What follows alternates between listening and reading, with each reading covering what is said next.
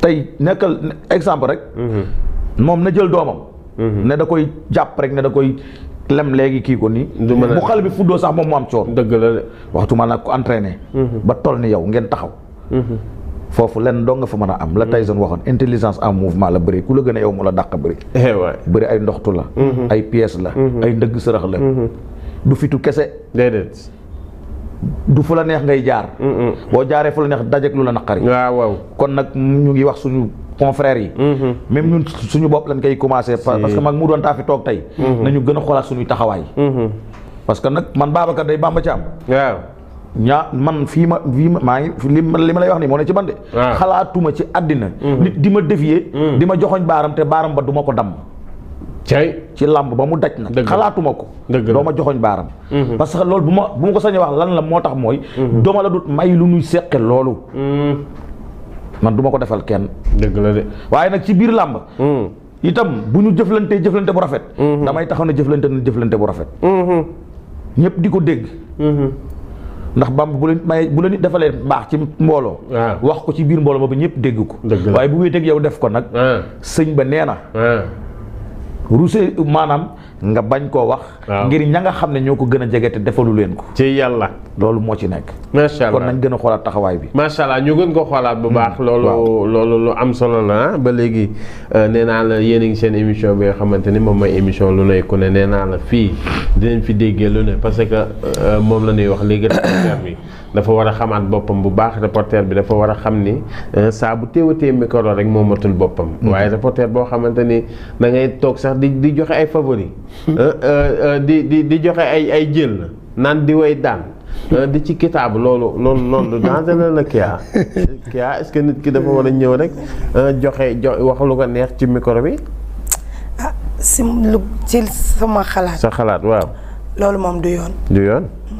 nit ki sooy wax. day fekk mu leer la. waaw.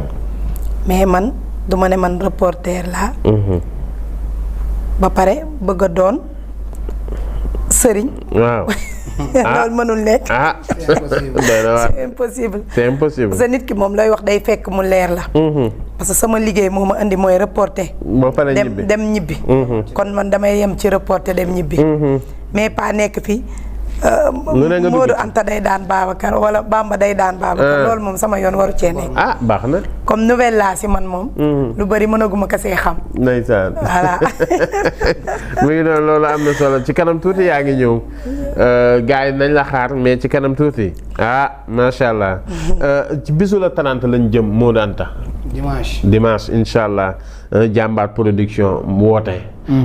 balaa ñuy dem sax ci grand combat bi spécial bi. Modou Anta spécial bi ñaari xale.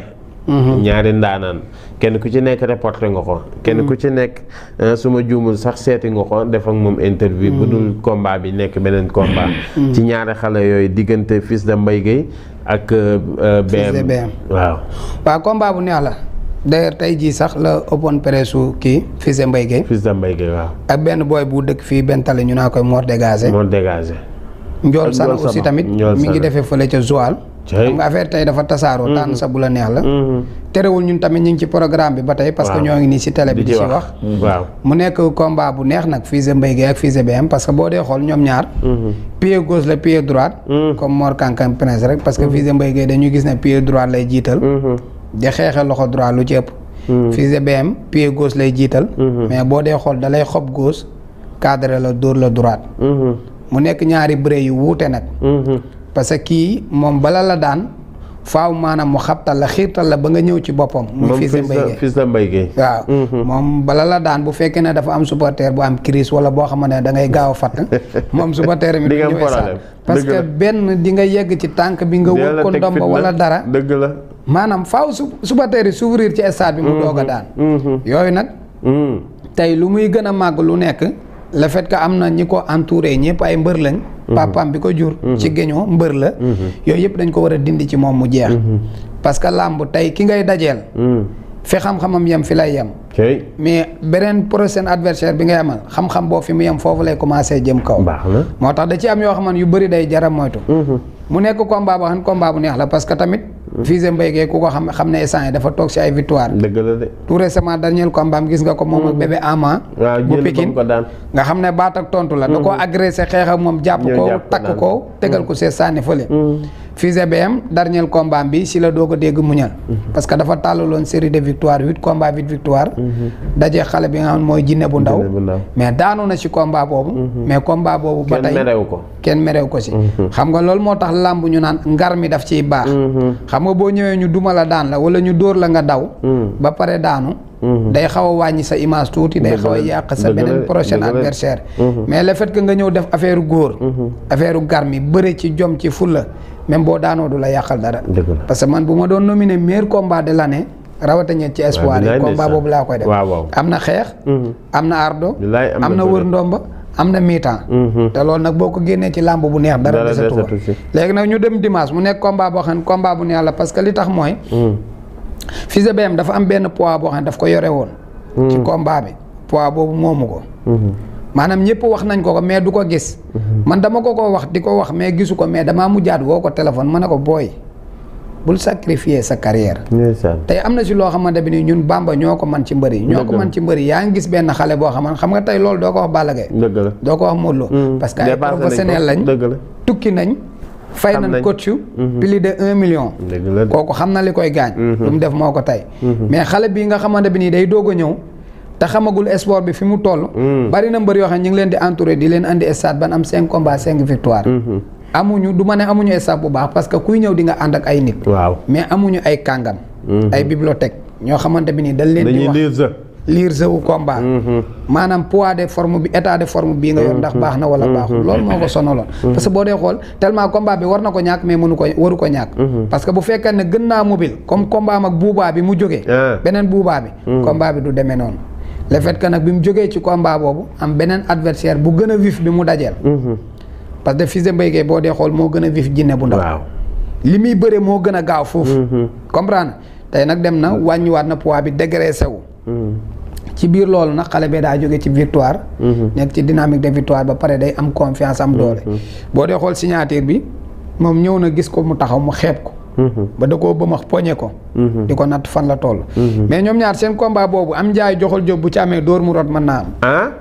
waaw combat bii nii Fils de BM Fils de Mbaye Gueye parce que ni ñuy xeexe tax dañuy ñëg ci xeex dañuy ñëg te dañuy maanaam buñ ca ñëgee xeex continuer parce que buñ ca ñëgee Fils de Mbaye Gueye buy xeex day xaw a gëmm mais ñaari loxo yëpp day ñëw te kee buy xeex da lay cokkaas gauche cadré la bu la fa fekkee dóor la droite te droite bi mu dóor jinne bu ndaw mu dal ba mu yàbbi protège daa bi teri droite boobu bëgguma mu dal Fils de Mbaye Gueye mën naa yàq combat bu ko dalee mën naa yàq làmbam mais Fils de BM aussi tamit droitam boobu muy dóor bu dalul ba Fils de Mbaye Gueye yegg ci wet gi mën na ko daan parce que benn moom lu ci ëpp boo dóoree boo luppee wala nga laji day laxasu ci sa wet te beneen bi ci topp moom bu lay dóor boo arrière boo jëlee tànkam da lay jox wet gi moo tax ma ne la combat bi moom quel que soit le résultat positif wala négatif mais jël bu rëy daña ci am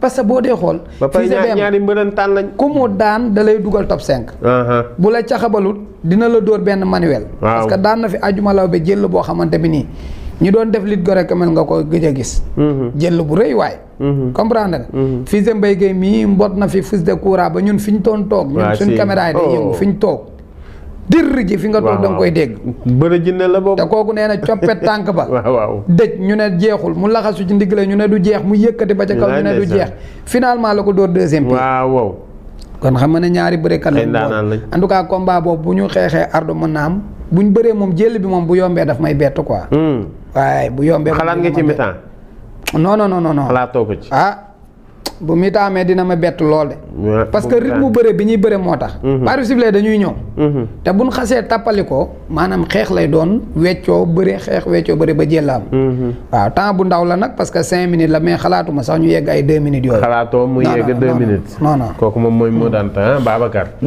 combat boobu ay combat xale la ñaari xale yu nekk ci yoon waaw Fils de BM ak Fils de Mbaye Gueye moom boo bëggee dégg-dëgg comme li mu doon te wax rek yaakaar naa ne techniquement mu doon te décortiquer na combat bi parce que ay xale lañ yoo xam ne dañu ne ci seen buntu làmb parce que ki nga xam ne moom mooy fils de BM yàlla dimbali woon na ko ba moom série de victoire bi mu nekkoon demoon na ba am grand combat mook jinne bu ndaw yàlla dogal mu ñàkk ko la ko ñàkkloo nag defe naa ñun ñëpp ku yor bët tey xool xam nga ne war a daanu am na waaye tamit bés boobu da ngay jàpp ne kii laana maanaam xaw na yéex parce que itam bi ci des mooy endurance bi parce que xam nga dafay am lu ñu di jaawale état ak forme état mooy li ngay gis da cee diis waaw mooy parce que boo ko gisee nam toll da nga naan mbër mi am na doole fekk na loolu état la doole ji kañ lay feeñ bis buñ ne rinkum daje moo tax ba moo jinne mu ndaw la mu daan def ba mu ko bëggee def maanaam nga xam ne da daan dem ci kaw ay adversaire am di leen teg lu metti moom fils de Mbaye Guèye ba pare di la daan ba mu ko jéemee def jinne mu ndaw kera te jinne mu ndaw physiquement mu pare da ci échec waaw daf ko échec parce que jinne kera physique bu doy liggéey physique bu doy ak endurance bu bëri ak contact moo ko génne ci combat bi ak itam crochet droite boobu mu daan di wax la tax mu mën ko résister mooy doole ji ñëw na mais taxawaayam xam nga mbër dafay am taxawaayu mbër daa am solo assise bi jinne assise bi daa baax macha allah te it ndaanaanu bërikat fils de BM nag poids ba mu indi kera xam ne ne lii moom moomu ko non loolu du poids am est-ce que du loolu tax bi laa ma jeexee sax muy jéego mais bien sûr parce que la mu def ci combat bi ci erreur dafa bëri surtout ci préparation bi dafa am noo xam ne boo ne préparé combat rek échec nga xale yi faw ñu xamal leen ne lamb da ngay màgg lentement mais doo xëy rek màgg ci làmb Modou Lo gañ nga ko mas a gis depuis carrière am ba tey waaw mu nga gis ko mu ne nii am na noo xam ne boo ni bindoo da ngay màgg lentement gis nga màggal ci doole yoo xam ne ci sa yaram lay ne intérieur physique koo téye moo xam ne téye nga koo tóor moo xam ne dóor nga ko mais nag pas état yaatu nii déedéet loolu du affaire bi soo ko defee yaa ngi juum te moom loolu moo ko dal fils de Mbaye Guèye nag damay gis ne mbër mu am endurance la moom itam mbër mu ñeme lu métti la kon ñaari mbër yu am endurance dèjà ñoo war a bëri mais moo daan da wax noo ko léegi maye waaw xam nga moom boo nee fils de Mbaye Guèye moom maye ngay wax non loolu moom bu fekkee dafa mbër mu mag bu bëggee nekk mbër mu mag gisoon nañ fi Ousa Sow waaw kenn dàqu koo bëri laay balaa bëri nga jekk ko waaw nga jekk mais yooyu wóorul am na ñoo xam ne bu ñu la jekkee kër ga nga koy nettalee dëgg leneen la ñuy wax am na ñoo xam ne doo doole may mbër da ngay nay ci sa yaram Bamba Thiam fils de Mbaye Guèye xale la mën nañ ne sax judduwul mën nañ ko waxee noonu ndax ku xam papaam Mbaye Guèye Junior xam ne Mbaye Guèye Junior ba tey bu takkee ngembam bëri dëgg la de doole je papaam yor sax yoragu ko bu ñu àndee doo jàpp ni sax moo ko jur jeex na kon nag lenn la ñu war a dindi ci moom muy lu njëkk mooy xamal ko ne mbër da ngay nay ci sa yaram ñaaw njort de ku ne wax na ko ba taay am na loo xam ne bu la fa mbër yeggee ci jàpp yow say sens day jeex te moom fils de BM bu ko fils de BM sutul moom mënta sut fils de BM fils de BM am na taxaw war a sut sax ñoo tolloo de waaw xam nga mën nañu tolloo nii ci taxawaay nii nga leen di gis mais mën nañu sutante ci loxo maanaam boo toogee waaw am na koo xam ne loxo mën na gën a gudd am na koo xam ne wetam mën na gën a gudd comme Bombardier Yékini rek jeex na Bombardier moo sut mais Yékini moo gën a guddi loxo foofu lay waxee te fils de BM boo ko xoolee ci taxawaay da ngay xam ne tànkam gàttul kon nag du mbër boo xam ne fils de Mbaye Guèye daa war a bëri seet moom dimanche di ko may lu toll ne tarafata ay ni ci boppam am na bis yoo xam ne boo ko parce que moom fils de Mbaye Guèye moom moo war a xam ne yàgg naa bëri Modou Anta di defi jaloore mais bés bu mag nag bu àddina yëpp di seetaan dimanche la koy bëree waaw moom fils de Mbaye Guèye waaw moo tax nag na mu daan ñëwee pour man warul bokk ak ñëw yii déedéet war na soppi ñëwin ndax bis bu mag ci la nekk te boo nekkee ci bis bu mag loolu déclic lay doon ci yow nga war faa tàkke dem sa yoon dafa am na war a aborder sa combat mais doo fa ñëw nag di maye ay wet ak di def yenn yi déedéet fils de BM doo def boo defee loolu am ay jafe-jafe moom fils de BM tamit ci li ñu gis dafa mel ni la mu indi woon nag xale bi jinne bu ndaw ci wàllum morphologie dafa mel ni loolu dañ na waaye nag kanta ban bis la ñuy xam ñoom ñaar vitesse bi ak doole ji fu mu féete ak endurance bi bu dimanche la 30 bu ñu ne ring comme daje waaw te xam naa ne moom ñoom ñaar seen diggante ci luy bax lay doon man tam ruq bu déedéet dañoo ñeme xam nga ñeme daa bokk ci làmb mbër day ñeme ay mbër yu ñeme lañu leen kenn sàggan ci arbitre sifflé kenn sàggan kay bu ñu la yeggee fenn fi foo xam ne dootoo ci génn parce que boo dee xool fils de BM waaw moom chaque jour daf lay bëgg a orienté di la andi ci wet gi waaw te ki muy bëreel bu ngeen di jàppante mu lay jox wet gi loolu foofu la problème bi nekk. parce que Fils de Mbaye Gueye da lay jox wet gi pour mbot la. waaw kee da ngeen di jàppante ni mu orienté la andi la ci wet pour caxabal la. kee sax daa neex ta mboot. moo tax man sax neex ta mboot. déedéet boo koy kàmbal ci wet ngeen mboot ko mën ngaa am échec. déedéet neexuta mbot. boo ko kàmbalee ci wet gi day daw wet gi dóor la caxabal wéeru la. jeex na foofu la wax parce que li ma lay wax boo leen xoolee ci taxawaay mën nañoo tolloo. mais dama jàpp ne bu ñu nattee ci tànk est-ce que gën a guddi tànk. kan si Fils de BM. Fils de BM. waaw. moo tax ma ne la Fils de Mbaye Gueye na xam ne bés la am dimanche. waaw na xam ne am na combat. am na combat bi du combat. booy en tout cas nekk di ku mën a maye bëre la de. waaw ñeme nag moom da koo bëri. def ba man dama tiit sax ci ñemeem. ñoom ñaar ku ci ne man dama leen natt xale yooyu. ci seeni morom gisuma man ku leen ëpp fit. dëgg la ñeme nañu lool. waaye nag bëri li Père Max Mbargane di wax da cee am. des fois buñ la séentoo fital. da ngay fit. cey ñu séentoo la fitt nga fital. bëre wor la. ku la dàq war ci biir bëre mu la dàq bëri. dëgg la. mais nag bu fekkente ne yow fañ la kàmbar rek fa ngay jubal si. des fois mën ngaa daanu jël boo. saa xam bu ne ñëwee fekk la. ah non wóorut mbër des fois dañ lay séentu noor nga ñëw si dënn. nga sunu xaale rek Voilà. ci diggante Le Modou ci diggante Prince ak ki nga xamante ni moom mooy Mor Kankang. waaw foofu bu ñu fay surux dañ fi profité waale waaw nuyu le promoteur Mansour Ba. waaw. parce que li may wax rek nit moom dal dafa baax. te gis nañ ci moom ak dal. teey ak yar ak itam di liggéey te noppi. vraiment te gis nañ ne ba mu ñëwee ci làmb ak jàmbaar production yàggul. mais saison bu ñëw dina ko marqué. ba la fois passée bi ñuy nominé les meilleurs promoteurs. bokkoon na ci parmi les 3 nominés. loolu nag defe naa ne liggéey moo koy def maye. kon Mansour Ba bu ñëwaatee combat bi waroon nekk le 26 octobre su ma jumul. yàlla dogal làmb ubbiwul. ñu indi ko tey le 30 novembre. muy affiche boo xam ne promoteur yëpp bëggoon nañ ko te li ma wax mu doon tamit xam na ko. yàlla dogal ko ci loxoom. kon defe naa ne moom dañ ko ñaanal yàlla dimanche. waaw yàlla na ko réussir en 100%. amiin waay. parce que tamit loolu moom lañ ciy ñaan. ñu bëree ko combat yi jeex ci jàmm ñëpp ñibbi si jàmm. les meilleurs va gagner ñi perte tamit dem liggéeywaat mais Mor. ak Prince. foofu moom boo bëggee dégg-dégg. damay wax rek gars yi nañ teey. waaw nañu teey dalaat. waaw nañu teey. làmb kenn du ko bëree te ñëwagul. déedéet. làmb boo ko bëggee bëree te ñëwagul rek mën ngaa juum. dëgg la. parce que li tax ma wax loolu mooy Prince fi mu ne daane ci lancé. te xale boo xam ne. ne daane ci yoon. boo bëggee dégg-dëgg tey boo nee Eumeu Sène. ne Ama Baldé ne Boy Niang. ca Pikine. boo sàgganee woo gestoo. est-ce que doo ca teg Prince. dëgg la de. defe naa moom nga ciy teg. mais répétition bii ma gis barki démb. waaw. non gone. te xale la boo xam ne wax dëgg yàlla ci li ma jàngat ci moom gis naa ci moom ku am fulla la. parce que nit da ngay xam li nga bëgg. da ngay xam li nga bëgg te dafa mel ni ku xam li mu bëgg la. dafa mel ni tamit moom Prince xam na fi mu jóge te xam na fi mu bëgg a dem.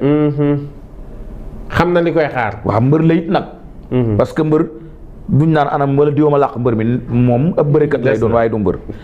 mbër moom buñ ne anam dañ naan mu nga nële. ñëpp di ko séen. te moom yàlla may na ko loolu. te it ku mën a bëree la. ndax nit ci bëri lañ ko découvrir. bi mu ñëwee ci arène itam xëy na départ ba amoon na défaite ak yu mel mais nag dafa mel ni ba mu tegoo ci aw yoon ba tey saa bu ñëwee def différence. ba ci combat mu mujj moo ko Modou Anta. mais nag mu seq ak koo xam ne ni muy Mor Kankang itam. li ma lay wax rek yaakaar naa Modou Anta Mor benn defet la am de. Mor waaw. kii moo ko daan. Youssou doo nga ko daan. kon te ba mu fa jógee dafa rattrapé wu. dafa ñëw daan Tapha Mbeur ñëw am victoire par décision arbitre ci Diop 2. si Mor it nekk koo xam ne ndaanaan la. bu mag di bëree kat loolu saf xorom bëri bay rek. xorom si daa bëri. moo tax combat dimanche bi boo bëggee dëgg-dëgg ku ci ne am na nag lu gën ci yow ak lu gën ci yow. ku ci bàyyi li nga ku ci fooyee nag li gën ci yow. mën ngaa am ay jafe-jafe. parce que Prince njool la. njool nag suy bëree ku mu sut. war na fu mu toll di ko séen. pour bu jógee. mu mën koo gis. waaw moo gën a wóor. waaw. parce que da ngaa njool lool moom mu gàtt. ci sa kanam. kon dee ko séen.